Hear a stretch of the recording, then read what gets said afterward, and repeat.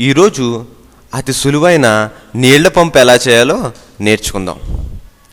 ముందుగా దీనికి ఒక స్ట్రాని తీసుకొని అందులోంచి పొడిగాటి పుల్లను ఇలా గుచ్చాలి. గుచ్చిన తరువాత ఒక కత్తెర తీసుకొని స్ట్రాని ఇరువైపులు ఇలా సగం వరకే కట్ చేయాలి. ఇప్పుడు స్ట్రా ఇలా బెండ్ అవుతుంది.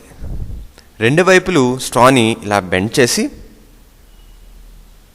ఒక త్రికోణం చేసి కింద టేప్తో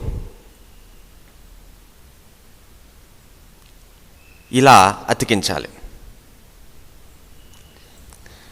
మీ నీళ్ల పంపు ఇక రెడీ అయిపోయింది. నీళ్ల పంపుని నీటిలో సగం వరకు ఇలా ముంచి మీ వేళ్లతో పులను ఇలా తిప్పితే నీళ్లు ఇలా బయటకు సెంట్రిఫ్యూగల్ ఫోర్స్ వల్ల పంప్ అవుతాయి.